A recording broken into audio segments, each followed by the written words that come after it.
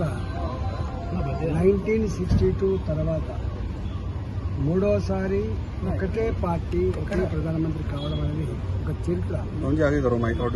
ఇవాళ సంకీర్ణ రాజకీయాలే ఈ దేశానికి దిక్కు అని చెప్పి భావించే ఈ రోజుల్లో ప్రభుత్వం ఏర్పాటైతే ఎన్ని రోజులు ఉంటుందో ఎప్పుడు కూలిపోతుందో అని చెప్పి భావిస్తున్న ఈ రోజులలో బాజాప్తా 2014లో 2019లో 2024లో యావత్ దేశ ప్రజానికమంతా కూడా వాళ్ళ ఆత్మను ఆవిష్కరించి భారతీయ జనతా పార్టీ తన మిత్రపక్షాలను కలిపి 296 సీట్లు గెలిపించి ఇవాళ మోడీ గారి పట్ల విశ్వాసం ప్రకటించిన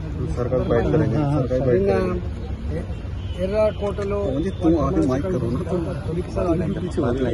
మోడీ గారు వారి మాటలో 10 సంవత్సరాల కాలంలో ఏ అభివృద్ధి మనం చూసినాము అంతకంటే రెట్టింపు అభివృద్ధి చేయడమే నా ప్రథమ కర్తవ్యం అని చెప్పడమే కాకుండా నా అనువనము నా క్షణం నా జీవితం అంతా కూడా దేశ సౌభాగ్యం కోసం దేశ ప్రజల శ్రేయస్సే ఇవాళ ఎజెండాగా బతికేటువంటి బిడ్డగా ఉంటా అని చెప్పడం ఇవాళ గొప్పగా ఉంది.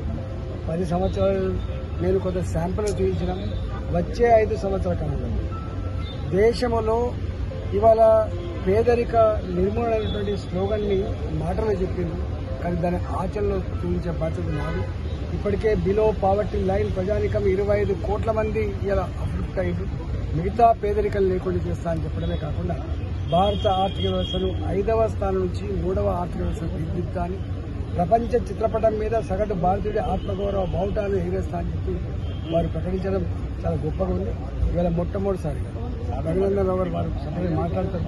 ఇవాళ నేను కొత్తగా గతంలో రాజకీయాలతో సంబంధం ఉన్న మంత్రులుగా పనిచేసినప్పటికీ ప్రజాస్వామ్య వ్యవస్థల పట్ల అవగాహన ఉన్నప్పటికీ కూడా మొట్టమొదటిసారిగా మోడీ గారి నాయకత్వంలో ఉన్న ప్రభుత్వంలో మేము ఎంపీలు కొనసాగడం గర్వకారణంగా అనుకుని భావిస్తాం.